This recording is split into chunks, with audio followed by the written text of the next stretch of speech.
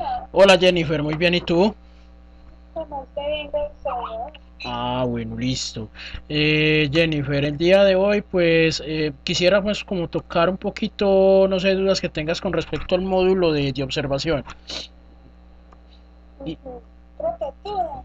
sí, Eh, O sea, como lo de las dos primas, o sea, lo que tú me corriste en la primera actividad, ajá, que era pues algo que a mí se me confundió mucho, sí, que eran las formas de, pues, las características químicas. ajá, las pruebas de calidad físicas y químicas que Ajá. se le hacen a una materia prima. Ok, Yo entonces, las físicas sí las distingo fácil, pero las químicas ahí se me confunden mucho. ajá, ok. Bueno, para eso te voy a pedir por favor, yo en el día de ayer te envié dos archivos, ¿cierto? Sí, señor. Vamos a abrir el archivo de PowerPoint que se llama indicadores de gestión. Indicadores de gestión, sí, señor. Ok, entonces vamos a, te voy a explicar en qué momento se aplican pruebas sensoriales, cuándo se aplican pruebas físico-químicas y cuándo se aplican pruebas microbiológicas, ¿sí? Sí, sí. Porque no en todas las situaciones se pueden crear este tipo de trabajos o este tipo de pruebas, ¿sí? Dependiendo de la infraestructura de la empresa, dependiendo eh, del producto como tal, de la criticidad del proceso productivo. En este caso, como estamos hablando de materias primas, hay algunas que tienen un grado de criticidad más alto que otro. Por ejemplo, Ajá. tú trabajas en la industria láctea, la leche es un producto de alto riesgo en salud pública. Por tal motivo, requiere de unas pruebas muy objetivas para que esa materia prima cumpla con una serie de estándares o parámetros que permitan decir este producto es apto para consumo humano o no. Listo. Entonces eso es lo que vamos a tocar hoy. Voy a orientarte un poco sobre cuáles son los tipos de pruebas que se pueden manejar y cuáles no, dependiendo del tipo de producto, dependiendo del tipo de proceso, ¿sí? Algunos me estaban preguntando, las otras chicas me estaban preguntando, no sé por qué no asistieron hoy, sobre la parte de indicadores de gestión, entonces por eso quise también tocar ese tema, porque ambas cosas se relacionan, ¿sí? Porque del grado de medición, los resultados que ustedes vayan a tener con respecto a procesos posteriores, ¿sí? Entonces, como tal, pues ya tienes abierta la presentación, ¿cierto? Y acá la tengo abierta. O vamos a abrir donde dice el objetivo, la diapositiva que le dice el objetivo. Entonces, Sí, el señor. objetivo de hoy es profundizar sobre los indicadores de gestión aplicados a la industria de alimentos. El módulo que ustedes están viendo es la base para construir indicadores de gestión, porque son las pruebas o los procedimientos que se pueden desarrollar a las materias primas antes de ser procesadas o incluso cuando ya están procesadas o cuando se van a despachar o cuando vas a entregar un producto final, ¿sí? Sí, Entonces, señor. esas pruebas nos permiten a nosotros generar unos datos o una información. Esos datos y esa información nosotros la podemos convertir en un instrumento que se llama indicador de gestión, ¿sí? Ajá. La temática, entonces vamos a hablar un poquito de lo que es inocuidad alimentaria, o sea, por qué es importante que ustedes tengan claro cuáles son las pruebas de control de calidad y cuál es su aplicación, o sea, qué relación tienen con la inocuidad, qué es el control de la inocuidad y qué son los indicadores de gestión, ¿sí? Entonces, en sí, inocuidad alimentaria prácticamente es que es una garantía de que un producto no nos va a causar ningún daño al consumidor, ¿sí? Ajá. Eso quién lo dice? Lo dice una organización que se llama el Codex Alimentarius, que es importante que la revises. ¿Para qué? Para que tú puedas identificar esas pruebas de control de calidad que se le hacen a los productos, ¿sí? Porque esa es la organización rectora en la parte de aseguramiento de la calidad y de la inocuidad de los alimentos. Entonces buscas Codex Alimentarius y vas a encontrar toda una serie de pruebas o toda una serie de normativas que deben de cumplir los alimentos para consumo humano y los productos transformados para consumo humano. ¿Listo? ¿Cuál es su implicación de los indicadores de gestión en inocuidad alimentaria en la industria de alimentos?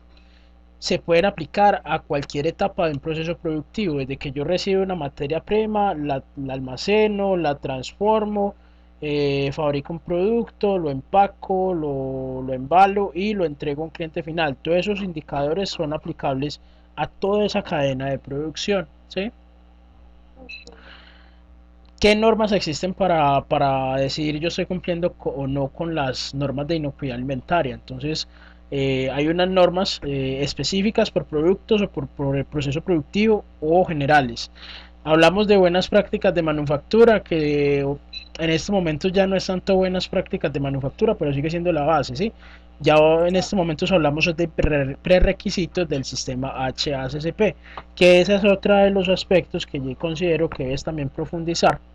Eh, ¿Por qué? Porque el sistema HACCP es un sistema basado en sistemas de control y este módulo está enfocado a sistemas de controles, desarrollo de pruebas de control, desarrollo de actividades que permitan controlar el almacenamiento o la distribución de un producto en una etapa determinada, ¿sí? También hay reglamentación sanitaria específica. Si es en la parte de carnes, está el decreto 1500 del 2007. Si es en la parte de leches, el decreto 616 del 2006. Ahí es importante que busques en el decreto 616, están todas las características de Eso, calidad. ¿Sí? ¿Cómo? no, una ¿Cómo? cosa, no. Si Ah, el 616 nosotros lo leímos cuando estaba estudiando agropecuaria. Entonces ajá. sí me lo conozco bastante bien. Ok, ahí en ese 616 salen todas las características de calidad que debe cumplir la leche.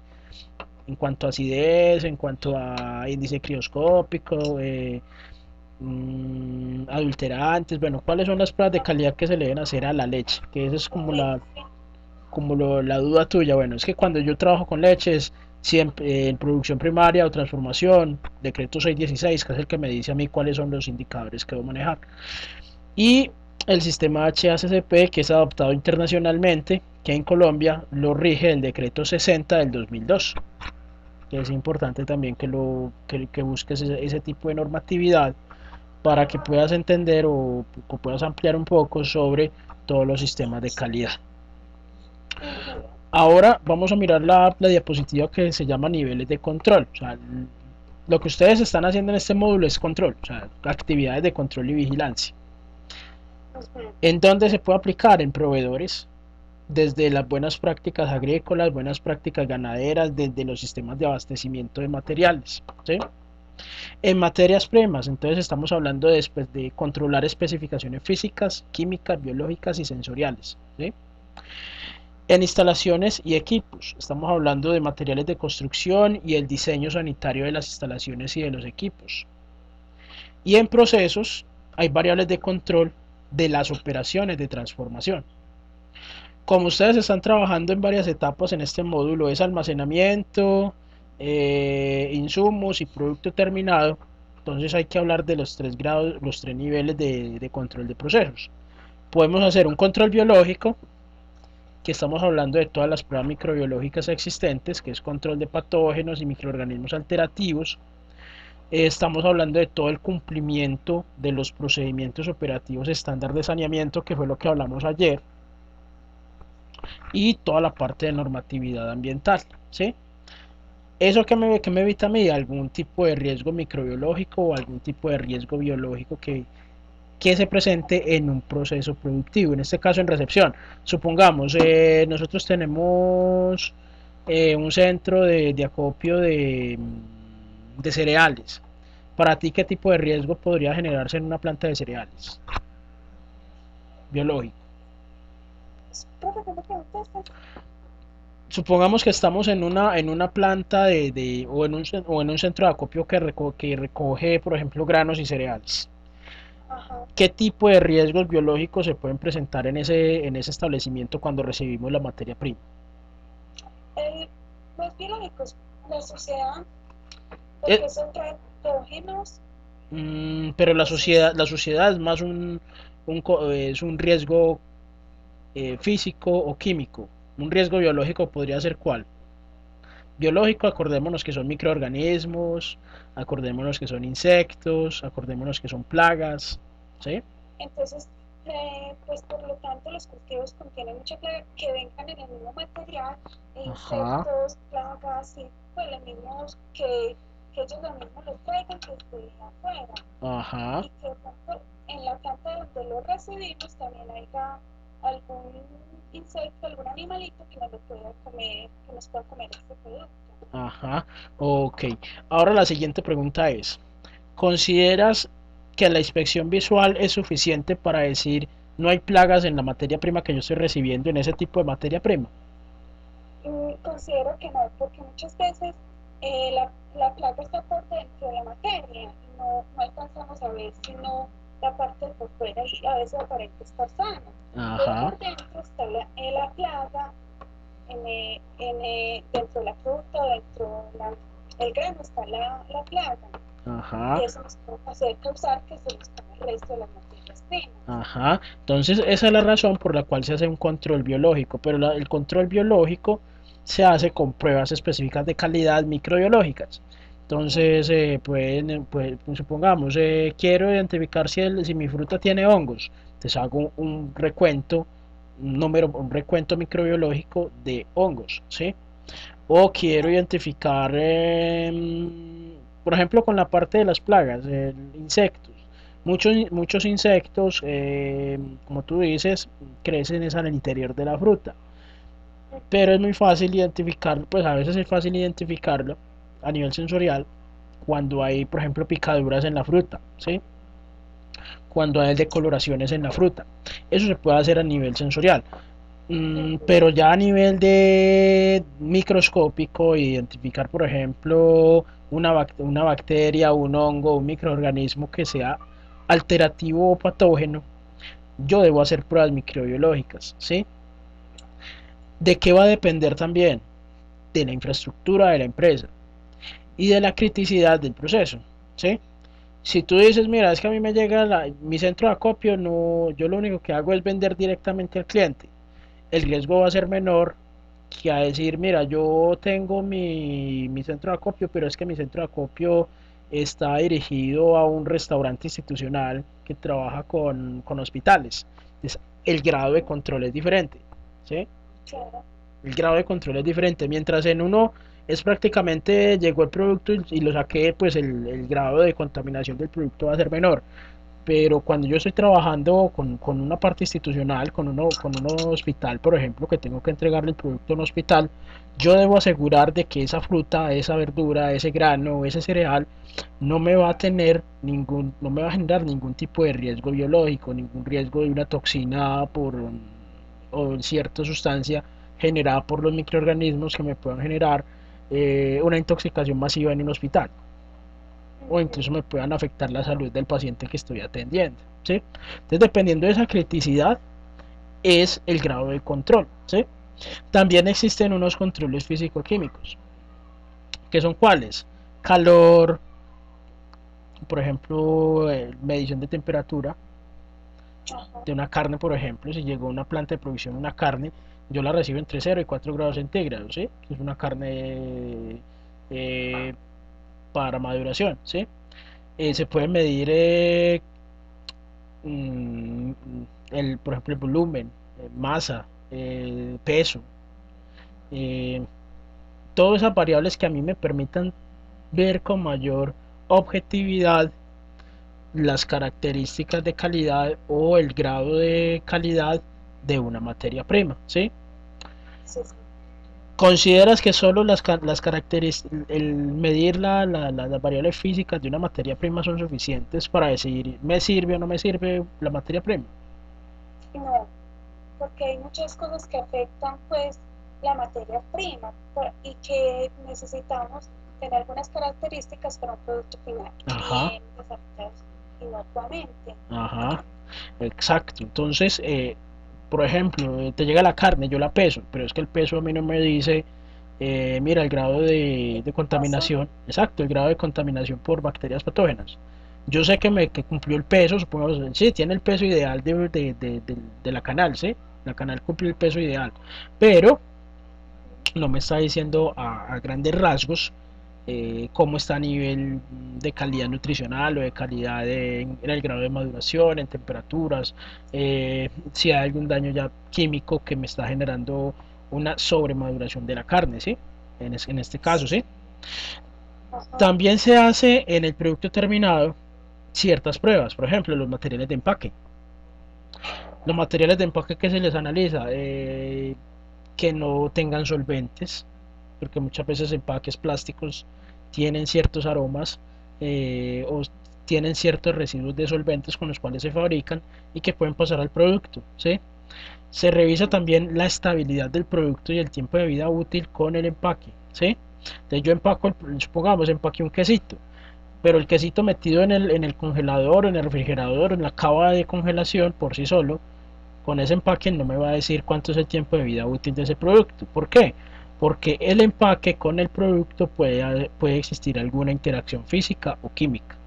Si el empaque no me permite a mí una respiración del producto con el exterior, se me puede dañar, ¿sí?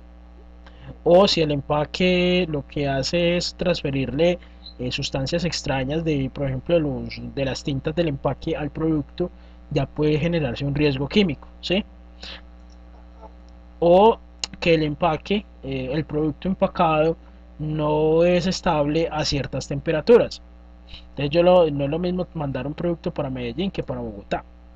¿Por qué? Porque las condiciones ambientales son totalmente diferentes. Y al ser diferentes, el comportamiento de los materiales, el comportamiento del producto, se puede afectar con variables externas como la temperatura, la humedad, la presión atmosférica, y que eso lo tengo que tener en cuenta cuando yo tengo un producto terminado, ya listo para salir. ¿Sí? Ujú. Entonces, vamos para la siguiente tablita. Dice tipo de variable de control, aplicado a utilidad, fortaleza y debilidad. Entonces, vamos a hablar de los tres tipos de pruebas que podemos desarrollar en una planta de alimentos, ¿sí? Entonces, si estamos hablando de pruebas de control sensoriales, que son pruebas del color, sabor, olor, textura, dureza, oído, tamaño, calibre. El oído es la forma como suena un producto cuando tú lo masticas, ¿sí? Ajá. Que esas pueden ser son pruebas sensoriales y que son aplicadas a materias primas o producto terminado, especialmente materias primas si no son crudas, que yo quiero medir porque obviamente uno como analizador humano no puede consumir cualquier cosa, ¿sí? Y hay que evitar ese tipo de problemas. ¿Cuál es la utilidad? Entonces en productos agrícolas, medir el estado de madurez de un producto. Tú puedes ver con el color, notar con el color cuando un producto está verde y cuando el producto está maduro y cuando sobremaduro, ¿cierto? Claro. En una fruta. Puedes con el tacto pues puedes identificar, mira, este producto está verde o está maduro. A medida que una fruta, por ejemplo, está más madura, es más blanda, Más dura. más blanda. Ah, la madura, sí. Estoy hablando de la verde. Ajá. La verde pues obviamente está más dura, sí, claro, perfecto. eh, en el producto terminado, cómo se pueden aplicar las pruebas de control de sensoriales. Por ejemplo, yo quiero medir el sabor de un producto después de procesado y hacer como una valoración. Mira, este producto ayer me sabía así y hoy me sabe de esta forma. Y hacer los ajustes en cuanto a materias primas o productos que tengamos en el proceso productivo de fabricación, ¿sí? De ese alimento que estamos fabricando, ¿sí? La fortaleza de esos métodos es que son de bajo costo y son pruebas muy rápidas, ¿sí? O sea que cualquier persona la puede hacer siempre y cuando esté entrenado. La debilidad es que son pruebas muy subjetivas. ¿Por qué crees que son tan subjetivas? Porque muchas veces no nos va, o sea, vamos a sentir cosas que de pronto no son así. Uh -huh. Entonces yo te puedo decir a vos, mira, es que la manzana para mí está grande y para ti puede ser, no, la manzana está chiquita. Ajá. Entonces es muy subjetiva a la persona que hace la medición. Entonces para evitar esos problemas se deben desarrollar escalas establecidas de aceptación y rechazo bajo parámetros sensoriales. Entonces por eso existen para medir el color de una fruta, se hacen cartas de colores ujú, o cartas de maduración que nos permitan definir, dependiendo del color, cuál es el grado de madurez. Y así vamos estandarizando esa subjetividad a un estándar, o vamos dejando un estándar para que no nos vaya a pasar ningún problema con respecto a los parámetros de aceptación y rechazo de esos productos y servicios, perdón, de esas materias primas que tenemos nosotros para evaluar. ujú. Hay otros tipos de variables de control que son las físico-químicas, que son cuáles: el peso, la presión, el volumen, la acidez, el pH, sólidos, solubles, la parte bromatológica. El peso, pues obviamente medimos la cantidad de masa que tiene un producto determinado. La presión es la cantidad de las ¿cómo se puede medir presión? En los enlatados, por ejemplo. Los enlatados, cuando tú ya haces el enlatado, hay un equipo que se llama higrómetro, Ajá, que lo que hace es que pincha la lata y suelta, según la fuerza que tú hayas generado en ese equipo, ese grado de presión que tiene el producto, que es capaz de medir el vacío de esa lata, ¿sí? Porque las latas deben ir empacadas al vacío. Entonces se puede medir presión. La presión también se puede medir en materias primas. Por ejemplo, quieres medir la dureza de una fruta, hay un equipo que se llama penetrómetro. Entonces el penetrómetro lo que hace es, por ejemplo, quieres medir la dureza de un banano, entonces es un punzón, es como si tú tuvieras un alfiler grande y ujú, chuzas la materia prima. Entonces, dependiendo de la fuerza que se genera para chuzar para penetrar la fruta, es el grado de dureza. O sea, hay una escala que te permite definir, dependiendo de la presión que generaste, cuánto es el estado de madurez de la fruta. ¿Sí? También hay forma de ujú. medir presión en materias primas. ¿Sí? Se mide el volumen, se mira la acidez, se mira el pH, los sólidos solubles o los grados Brix. ¿Qué son los grados Brix? Los grados que miden el azúcar de las frutas, el azúcar de algún producto. Ajá. Entonces, los grados Brix son, ¿qué es? La cantidad de sólidos solubles expresados en sacarosa en 100 gramos de solución. Ujú, Y la parte bromatológica son las pruebas que nosotros hacemos de grasa, humedad, eh, cenizas, proteína, fibra soluble y fibra insoluble, ¿sí? Que son las pruebas que tú me estabas preguntando. ajá, esas son Bueno, las que yo te estaba preguntando. ok, yo te dejé un video en la sección de anuncios en donde compartía los tipos de pruebas de control de calidad que se hacían en un laboratorio, incluso con los equipos. No sé si lo pudiste revisar. No, no lo he revisado todavía. Ok, entonces es importante que lo revises. Yo te dejé como dos videos sobre el tema, dos videos específicos sobre control de calidad. Lo dejé en la cápsula de conocimiento número 2. Ajá, Entonces ahí yo muestro un laboratorio, se muestra un laboratorio en donde se describen todas las pruebas que se hacen: prueba de grasa, prueba de proteína, prueba de cenizas. ¿Qué son las cenizas? Los minerales que tienen un alimento. ajá, Sólidos, perdón, fibra soluble y fibra insoluble, ¿sí? ujú, Y la prueba de humedad. Se miran los equipos. De hecho, es importante que los revises porque se muestran incluso los equipos que se utilizan para hacer ese tipo de pruebas. De hecho, el análisis bromatológico, ¿para qué me sirve? Me sirve sobre todo para productos terminados. Que quiero yo mirar cuál es la composición nutricional de mi producto con una vez salga de fabricado. Lo puedo hacer. ujú, O si yo quiero medir la calidad de una materia prima con respecto a algo específico, que yo quiero medir la humedad de una harina, lo puedo hacer por el método de la estufa. ¿Qué es el método de la estufa? Simplemente escoges 100 gramos de harina o una muestra predecible de harina y la metes a una estufa al vacío, puede ser una estufa por convección. Al vacío es que yo le quito el aire, por convección es que es un ventilador, pues que lo que hace es retirar aire caliente para poder sacar el aire, el vapor de agua que va generando la muestra de harina, ¿sí? Entonces vas haciendo pesajes de 5 o 6 pesajes cada 30 minutos, cada hora, hasta obtener un peso constante. la diferencia entre el peso inicial y el peso final de esa muestra me va a decir la cantidad de agua que se perdió. Eso me va a decir la cantidad de humedad que pueda tener la muestra de arena. Y ese es un método aprobado por la AOAC. Es importante también que cuando vayas a analizar pruebas físico-químicas de alimentos, busques las pruebas de la AOAC y también están en la cápsula de conocimiento número 2.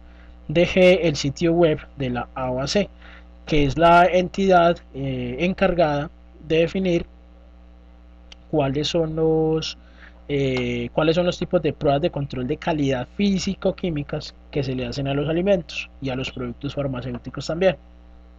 Ajá. Bueno, entonces la físico-química se pueden hacer a materias primas, a producto terminado, se puede medir el grado de madurez, valorar las especificaciones del proceso y el producto terminado. Las fortalezas es que son pruebas objetivas, o sea, son pruebas que se desarrollan bajo un método científico, ¿sí? El problema es que son costosas y requieren un personal entrenado para entender el tema, ¿sí? También existen pruebas microbiológicas. Las pruebas microbiológicas se hacen a materias primas, producto en proceso, producto terminado. En materias primas, ¿para qué? Para identificar patógenos, microorganismos patógenos o alterativos. También para identificar sustancias o metabolitos de alto riesgo. Por ejemplo, las harinas, cuando tienen alta contaminación de hongos, generan ciertas sustancias que son carcinogénicas.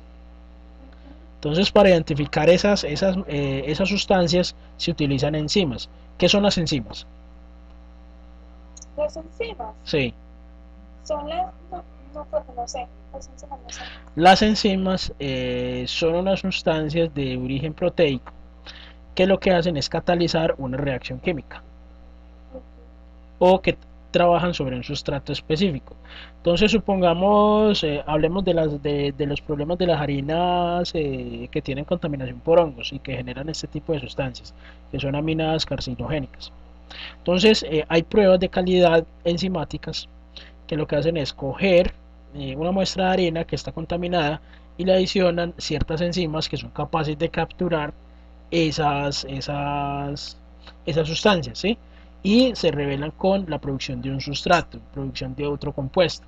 Entonces se hace esa valoración enzimática con pruebas de control analíticas, por ejemplo, un análisis espectrofotométrico, que quiero que lo consultes, que es un análisis por espectrofotometría.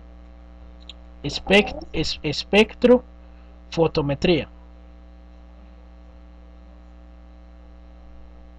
Eso es una prueba de control de calidad. Es un equipo que se utiliza para medir con ondas de luz un sustrato que se va generando en una reacción química, ¿sí? Entonces hay equipos que se pueden utilizar para eso. Entonces simplemente adicionas esa sustancia que se llama enzima. Todos nosotros tenemos enzimas en el cuerpo. Para poder degradar nuestra comida necesitamos enzimas, y que cogen esa sustancia en específico que va entrando o que está presente en la harina, la encapsulan o la transforman y producen otra cosa. Entonces esa otra cosa que se produce la medimos con un espectrofotómetro o con un equipo que permita valorar cuánto es el contenido de esa sustancia. Entonces, dependiendo de la concentración, se define, mira, esta harina está muy contaminada o está poco contaminada, ¿sí? Ajá. Las enzimas también se utilizan para medir el tiempo de vida útil de un alimento. Supongamos, tienes tu producto terminado y el empaque tuyo, en el cual, supongamos un jugo de naranja, tú lo empacaste en un empaque multilaminar o tetrapack. Ese empaque, si tú tienes un empaque activo, ¿qué es un empaque activo? Es un empaque con enzimas. Entonces, ¿qué es? El empaque tiene impregnado dentro de esos materiales enzimas que interactúan con los alimentos que están, o en este caso el jugo de limón, que ya está sufriendo un proceso de descomposición, ¿sí? Entonces esa enzima lo que hace es agarrar esas sustancias que se están generando por descomposición, producen otro sustrato y ese otro sustrato es capaz de interactuar con tintas especiales que tiene el empaque y genera una coloración en el empaque que hace dar a nivel visual que el producto está sufriendo algún tipo de daño o un deterioro, ¿sí? Las fortalezas es que son muy objetivas, muy específicas, son pruebas muy específicas que se pueden hacer, pero el problema es que son costosas. Bueno, más adelante te muestro, hay otras 3 diapositivas que quiero que las revises. Son 3 ejemplos. Si yo estoy trabajando con materia prima, yo puedo utilizar pruebas sensoriales, pruebas físico-químicas o pruebas microbiológicas, pruebas biológicas. En este caso, supongamos que tenemos una planta que recibe manzanas para fabricación de jugos. Puedo hacer pruebas sensoriales para recibir la materia prima. Puedo mirar el color, su sabor, su textura, su aroma, su calibre, ¿cierto? Sí, sí. Pero ¿consideras que es suficiente? No, Ok, ¿de qué depende? porque eso también depende, porque muchas veces hay contaminación en los cultivos Sí, y van a llegar con residuos de químicos, cosas que van a deteriorar el producto. O sea, depende de muchas cosas. Puede haber una bacteria que puede producir una enfermedad al consumidor. ajá, ok, bueno, entonces te complemento ahí. Puedes utilizar esas pruebas sensoriales, dependiendo obviamente de la criticidad del proceso. Si tú dices, mira, es que yo tengo mi proveedor ya desarrollado y él me entrega a mí todos los, todos esos estándares que tú me acabas de decir a nivel microbiológico, él me entrega cada lote que él me manda aquí a la planta de producción, él me entrega los análisis de laboratorio realizados con un laboratorio externo. No. Te tocaría a ti realizarlos de nuevo. Según el caso. Exacto, entonces según el caso, según el tipo de criticidad del proceso. ¿Sí?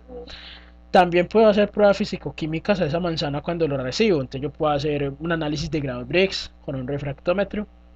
Yo puedo medir la acidez de la fruta. Dependiendo del grado de acidez se puede definir si está madura o no para hacer el jugo. ¿Sí? Sobre todo cuando la manzana sabemos que es un producto no climatérico. ¿Qué es un producto no climatérico?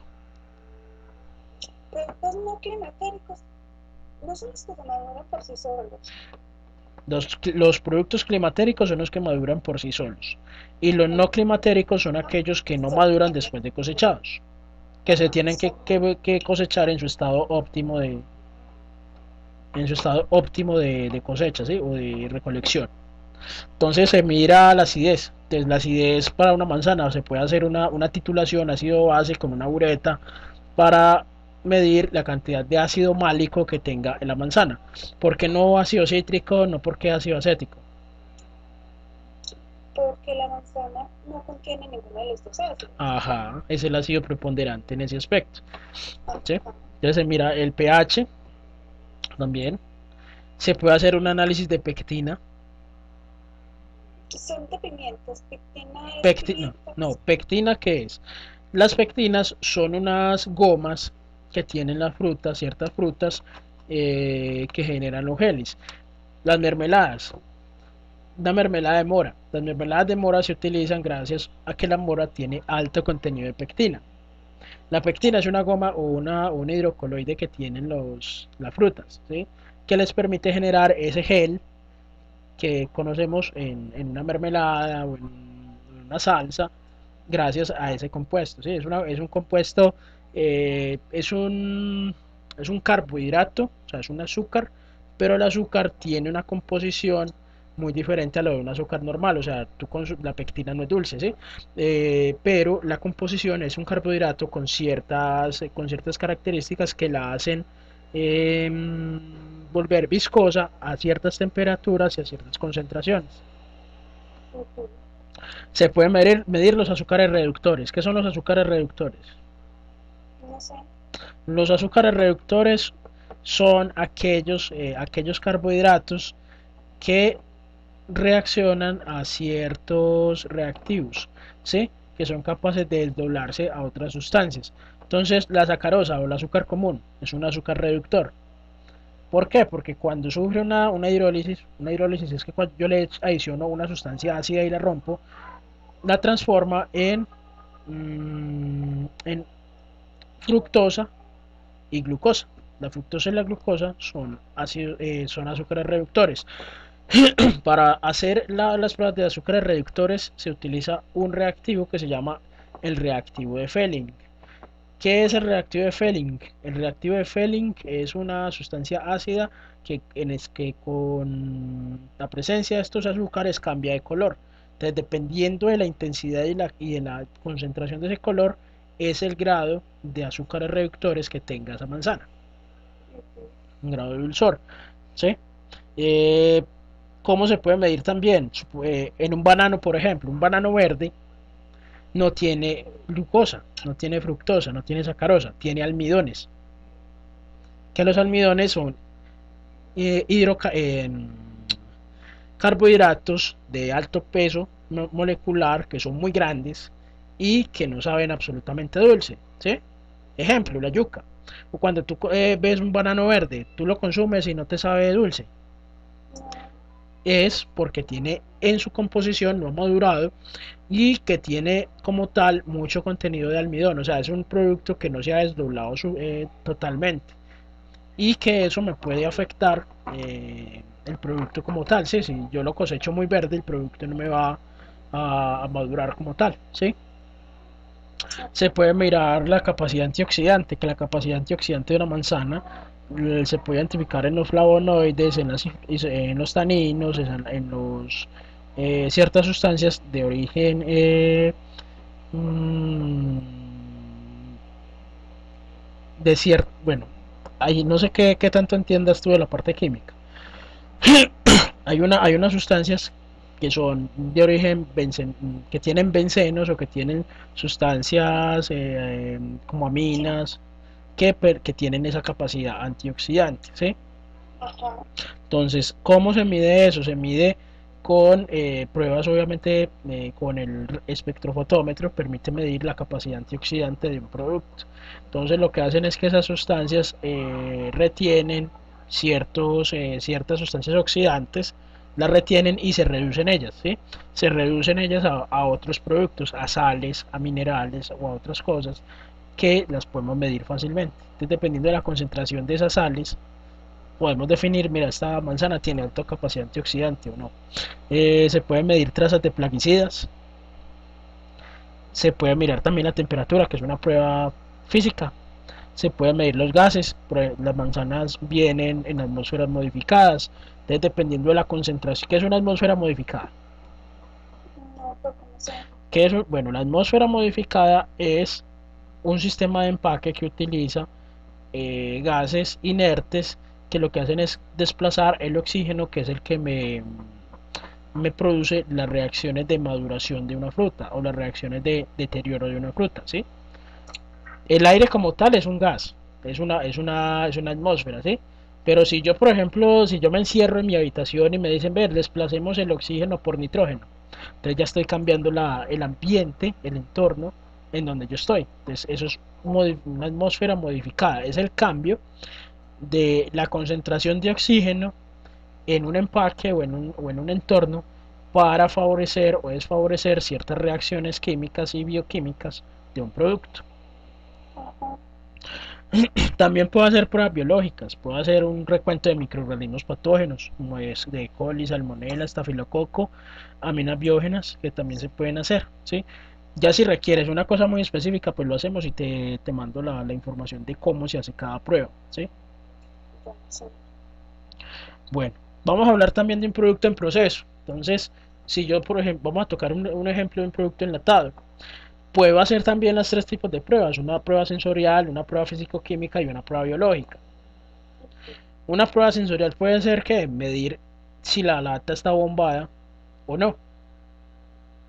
Ajá, Si la lata está bombada, quiere decir que hay presencia de microorganismos o que el producto está interactuando con la lata y está produciendo hidrógeno. se está deteriorando. Sí, hay un grado de corrosión, ¿sí?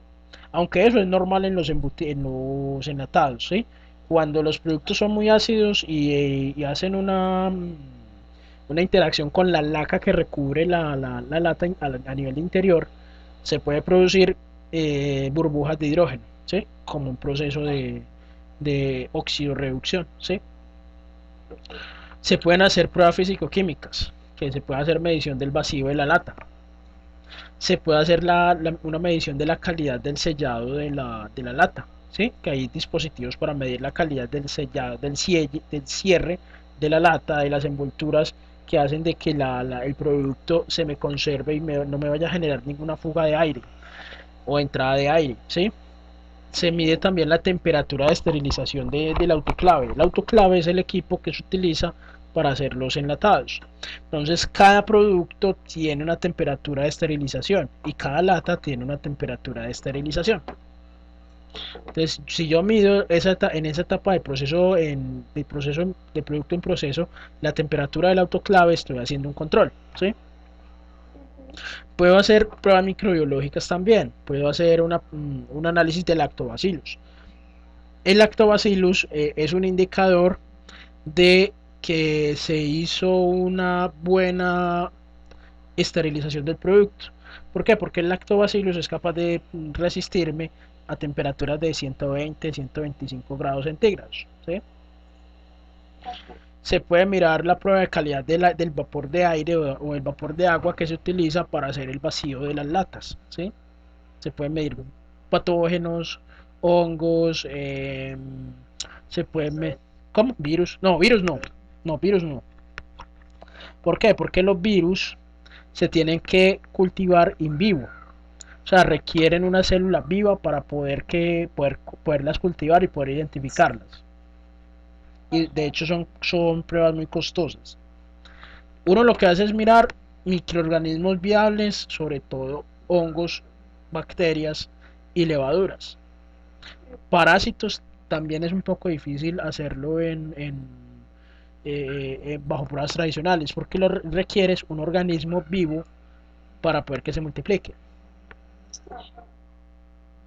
Uno físicamente puede verlo, por ejemplo en la carne de cerdo que tiene huevos de Taenia solium, que los huevos son, pues tú los puedes ver en la carne físicamente y puedes ver las larvas moviéndose, ¿sí? Pero ya si lo que quieres mirar es a nivel macroscópico, microscópico, si hay o no larvas de Taenia solium, te toca hacerlo en organismos in vivo. Ya entiendo. Porque estaba confundida un poco en eso. ¿Cómo? Estaba un poco confundida en eso.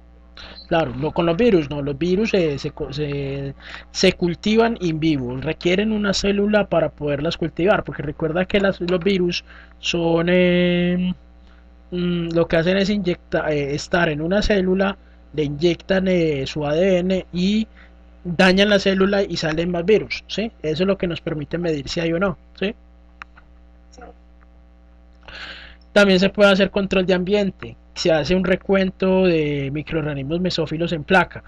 Se utiliza un agar que se llama el agar cuenta gérmenes, ¿sí? O agar plate count, ¿sí? Entonces lo que haces es, tú pones una placa al ambiente, lo dejas 5 minutos, cierras, lo llevas a incubación a 37 grados centígrados, que es la temperatura óptima de crecimiento de mesófilos, y haces un conteo de colonias con un equipo que se llama contador de colonias. No sé si lo conoces. No.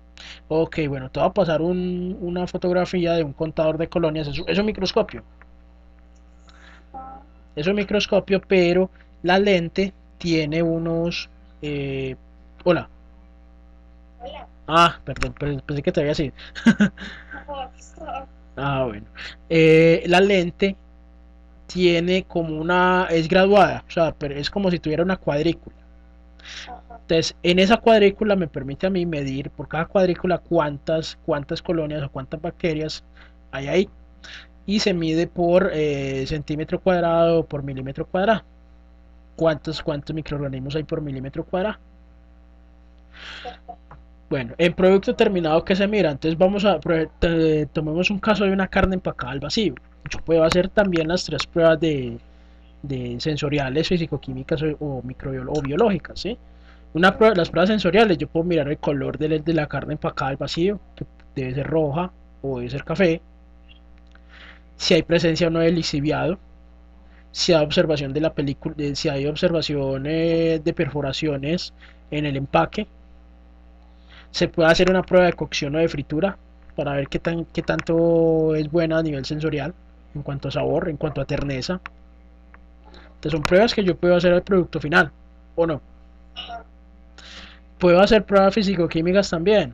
Puedo medir la temperatura de la cava de almacenamiento. Es una prueba de control que se le hace a la carne al vacío. ¿Para qué? Para que conserve su cadena de frío.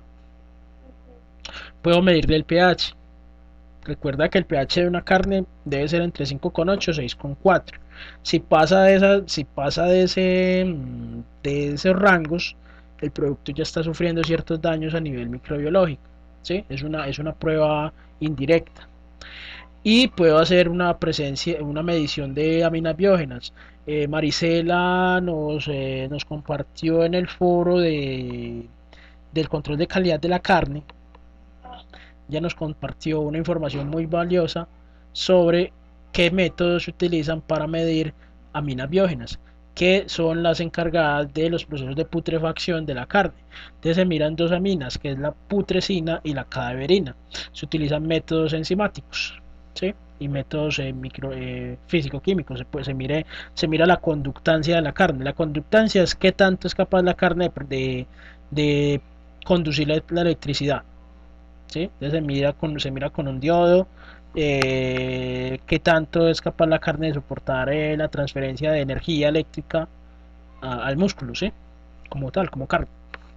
Se hacen también pruebas biológicas, entonces se pueden hacer microorganismos patógenos, números más probables, o pruebas enzimáticas para medir la estabilidad de la carne, ¿sí?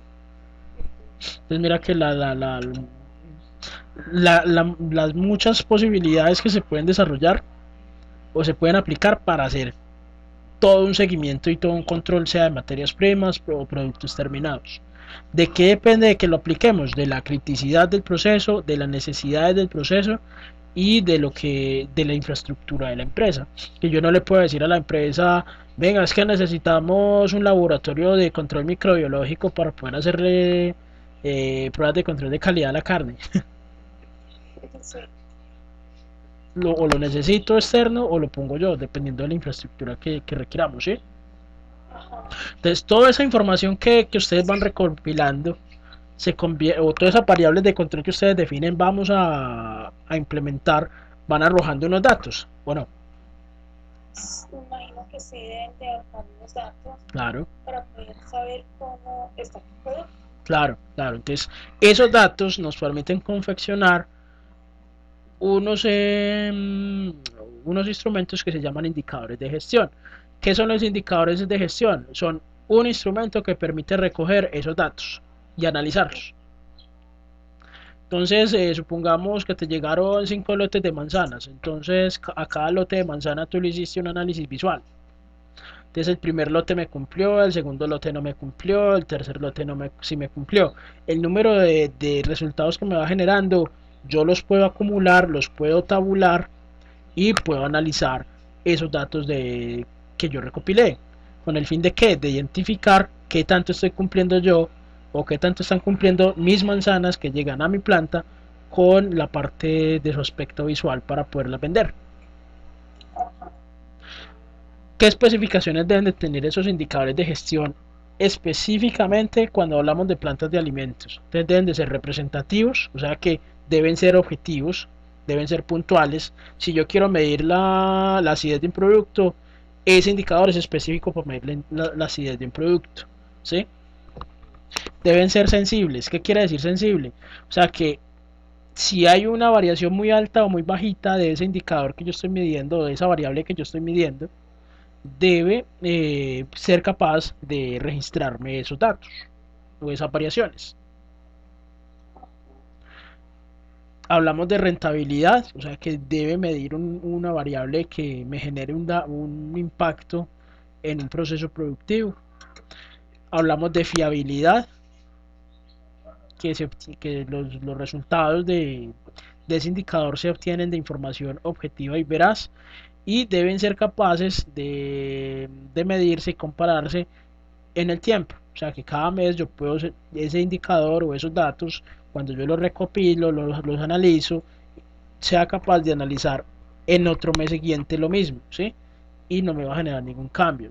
Entonces, ¿cómo aplicamos nosotros esos indicadores de gestión en procesos de recepción de materias primas? Eso es muy importante cuando en esta tercera actividad y sobre todo en el foro número 3 que ustedes van a trabajar con proveedores. O sea, en este caso el foro número 3 está enfocado a diseñar todo un sistema de control de proveedores, de selección y control de proveedores de materias primas. Entonces, primero tenemos que definir el tipo de variable de control. Entonces, supongamos en una leche, podemos aplicar una variable de control sensorial o físico-química, por ejemplo, la acidez o los adulterantes que tenga. O puede ser biológica, el número de microorganismos, podemos aplicar una TRAM, una prueba de tiempo de reducción de azul de metileno, para medir qué calidad microbiológica tiene la leche que me llega a mi planta. Es definir el tipo de variable que tú quieres controlar dependiendo de la criticidad, obviamente, del proceso productivo, de las especificaciones del proceso productivo como tal, ¿sí? Lo segundo que debo hacer es definir límites críticos de aceptación. ¿Qué es un límite crítico de aceptación y rechazo? Es un límite Sí, de aceptación y rechazo. O sí. sea, lo que nos sirve para producir el producto y lo que verdaderamente nos va a traer una contaminación a ese producto. Ok, te complemento. Un límite crítico es hasta qué punto yo acepto esa variable crítica, el valor de una variable crítica. Supongamos, la leche de tener una acidez entre punto 13 y punto 17. Si se me pasa de punto 17 es un límite crítico de rechazo. Límite crítico de aceptación es entre punto 13 y punto 17. Son los valores sobre los cuales yo acepto o rechazo esa variable crítica que estoy midiendo. ¿Claro ahí? Sí, señor, claro, Ok, está. ok. Bueno, entonces lo tercero que ya, luego de que defino los límites críticos, defino la toma de muestra. ¿Cómo voy a tomar la muestra para hacerle análisis de calidad de las materias primas de los proveedores? Entonces ahí te voy a recomendar que busques en el INVIMA las especificaciones sobre toma de muestras, ¿sí? Porque hay diferentes formas de tomar muestras, si es sólida, si es líquida, si es un producto congelado, si es un producto seco. Todas tienen una especificación en cuanto a la forma de tomar la muestra. ¿Para qué? Para que la información sea ¿qué? O sea, sea más claro, sea más eficiente, o sea, que podamos ser más eficaces con lo que queremos y lo que no queremos. Ajá, y que sea objetiva la medición. Uh-huh. Luego diseñamos el indicador. Luego definimos el responsable de esa medición de ese indicador. La frecuencia, cada cuánto voy a hacer el análisis de acidez. Ajá. Diseño un formato de registro y control de las mediciones, tabulo y analizo los datos, ¿sí? Entonces, quiero que revises el ejemplo que es de una leche cruda. Uh-huh. Entonces, la variable a medir, entonces puede ser una variable físico-química, que es la acidez, expresada en qué, en ácido láctico, titulación, ácido base, para medir la cantidad de ácido láctico que tiene la leche. ¿Por qué ácido láctico? Porque es con lo que vamos a trabajar los productos finales. El ácido láctico, recuerda que es el ácido preponderante en la leche cruda, que se produce de dónde, de la lactosa, que es el azúcar predominante en la leche, ¿sí? Uh-huh. Recuerda que los ácidos eh, se producen, o el ácido láctico se produce a partir de la lactosa, ¿sí? A partir de los carbohidratos tú puedes producir alcoholes, como si tú estuvieras haciendo un vino, y cuando esos alcoholes sufren otro proceso de oxidación adicional, se convierten a ácidos. Uh-huh. Entonces lo que se mide es ácido láctico. ¿Cuál es el límite crítico de la variable a medir? Entonces la acidez de una leche cruda que entra a la planta no debe estar entre 0.13 y 0.17%, porcentaje masa volumen. ¿Que de dónde saco yo eso? Es algo muy importante. Buscar información técnica que permita validar el indicador que quiero desarrollar. Que quién dice que esos son los valores, al decreto 616 del 2006, que es el de leches específicos. Esa es la norma que yo debo cumplir. Ajá. Luego sigue la toma de muestra. Entonces, ¿cómo tomo yo la toma de muestra? Se lo puedo hacer de dos formas. Primero tengo que revolver y agitar el lote de leche que yo voy a tomar, ¿sí? Y lo puedo hacer de dos formas. Puedo hacer que yo transfiera de un recipiente esterilizado 200 mililitros y lo mantengo refrigerado para poder hacer el análisis. O la otra es que coloco un tubo largo esterilizado, como si tuviera una manguerita, y sumerjo esa manguerita en la leche. Tapo la parte superior de esa manguerita con la palma de mi mano y transfiero eso a una bolsa, el contenido a una bolsa esterilizada y la empaco y lo mantengo a temperatura refrigerada para poder hacer el análisis. ¿Cuál es el indicador que yo tengo que diseñar? Entonces yo puedo decir cada cuántos lotes, cuántos me están cumpliendo la acidez. Yo puedo hacer una comparación entre lo que yo medí en acidez con el parámetro de referencia. Que es que a mí me llegan 7 veces lotes de leche. Entonces, 7 mediciones versus el parámetro de referencia, ¿sí? Se puede medir el porcentaje de cumplimiento. En este caso tiene que cumplir con el 100%, ¿sí? Entonces, de las 7 muestras que yo hice, de los 7 lotes que me llegaron, 7 me tienen que cumplir la parte de acidez. Si no, la tengo que devolver. ¿Quién es el responsable? El operario encargado de la zona de residuo de la leche. La frecuencia se tiene que hacer diario a cada lote de leche que llega a la fábrica, ¿sí? Entonces, si miramos el otro formato, que ya es la forma como se toma el dato, es yo defino la fecha del análisis, la hora, la prueba a realizar, que es una prueba de acidez, el responsable es Marisela, defino la toma de muestra, el parámetro de referencia lo tengo ahí descrito, tengo el nombre del proveedor, la cantidad de leche que me llegó, unas observaciones de esa leche que me llegó, ¿sí? Y coloco los resultados de medición. Que me dio punto 23. Y tengo dos parámetros de decisión. Acepto o no acepto la leche. En este caso, la aceptamos.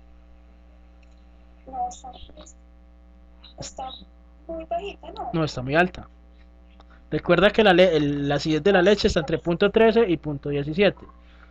Sí, Y obtuvimos una acidez de punto 23. ¿Qué quiere decir eso? Que ya la leche está sufriendo procesos de degradación microbiológica muy altos. Y no la puedo aceptar. De hecho, las observaciones puede ser que hicieron otra medición de temperatura y que la temperatura estaba superior a 4 grados centígrados. Mira que ese es un formato de evaluación de proveedores. Y eso es lo que debemos hacer en el foro número 2.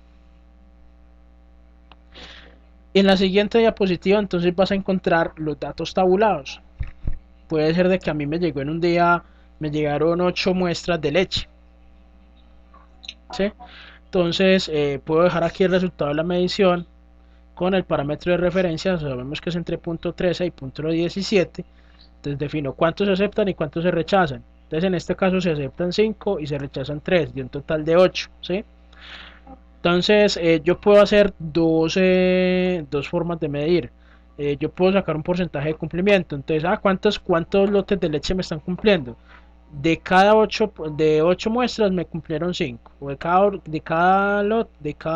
8 lotes me cumplieron 5 por 100 me da el 62%. ¿Qué quiere decir eso? Que el 62% de los lotes me están cumpliendo con el índice de acidez, ¿sí?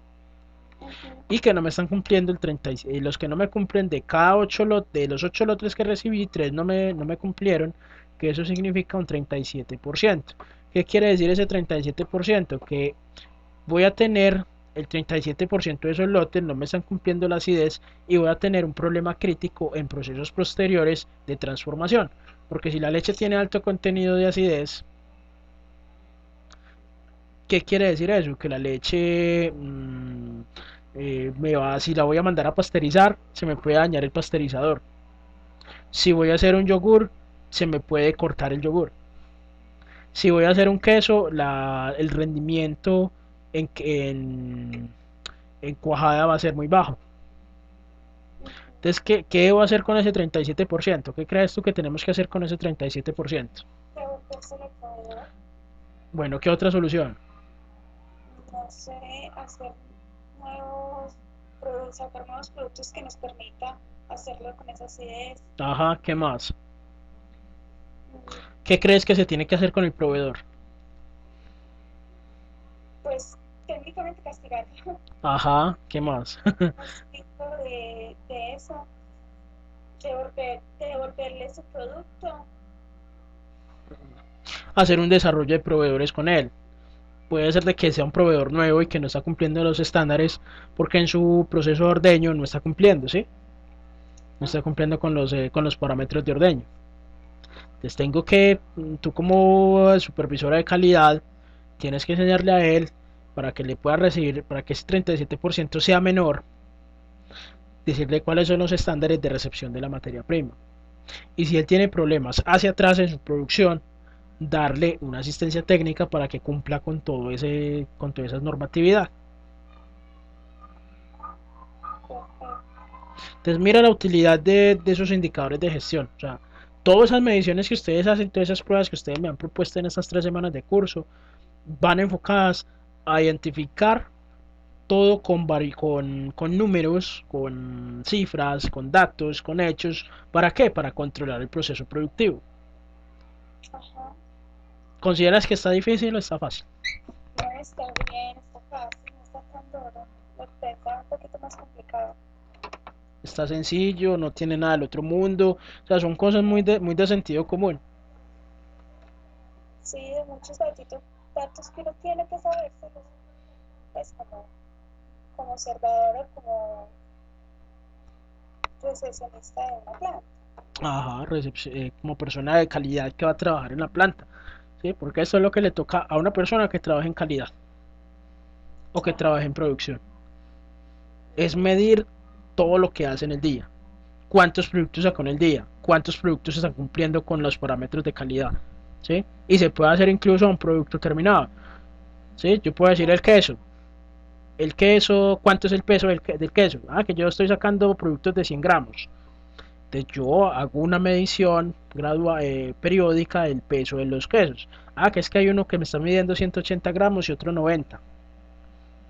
¿Qué implicaciones puede tener eso para la planta de producción cuando tienes ese tipo de problemas? En este caso en el queso. Que en uno voy a tener ganancias, pero en el otro voy a perder. Tengo Exacto, demasiadas pérdidas. exacto. Y lo otro es que te puede molestar a nivel normativo. Porque recuerda que el comercio te va a visitar. Porque te está diciendo, ve, tú estás entregando un producto que no cumple con el gramaje de con el gramaje que le estás diciendo en el empaque. Entonces te puede molestar y te pueden poner una sanción.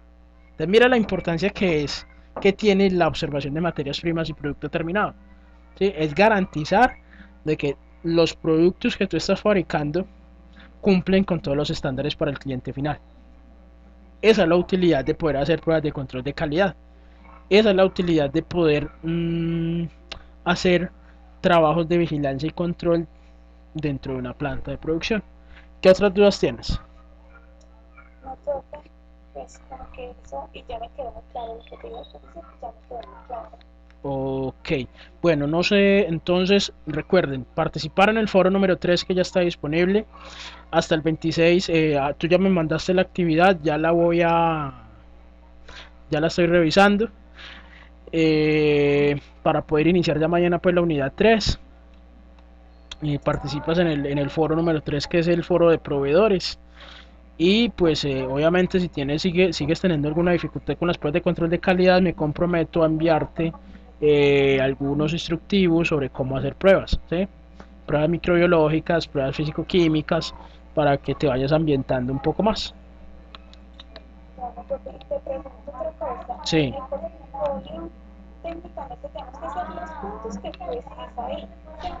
bueno, ¿qué es el portafolio? El portafolio es un proceso de autorreflexión en donde en cada una de las actividades que hemos desarrollado hasta el momento, hasta esta semana, ustedes deben definir, mira Adrián, o profe, aquí yo tuve estas fortalezas y aquí tuve estas debilidades, quiero profundizar en estos aspectos. Perfecto. Eso es el portafolio. ¿Cuáles los temas uno, 2 y 3? Ajá. Y recuerden que ya estamos prontos a presentar el parcial. Entonces, estudian los temas uno, 2 y 3. El parcial va sobre esos temas, sobre esto que vimos hoy también. vamos a tener algunos ejercicios en estos aspectos para que lo tengan en cuenta. Pues yo, incluso la grabación que hicimos ayer, yo ya la publiqué. Sí, tú lo publicaste. Ajá. Pero te pregunto, si ahí solamente estamos, pues solamente estoy yo, o hay otra Sí, compañera. hay otra compañera. Ah, pensé que solamente estaba yo. Sí, hay otra compañera, pero se llama Zaira. No sé qué le pasa a Zaira que no me responde, ¿sí? Y en este, pues obviamente estás tú, está Marisela, está Joana, está Zaira también. Y no aparecieron. De hecho, les voy a jalar las orejas. Bueno, pues, muchísimas gracias. Bueno, cualquier dificultad que tengas, entonces me avisas. ¿Listo? Muchísimas gracias, pues. Hasta Bueno, luego. cuídate. Igualmente, chao.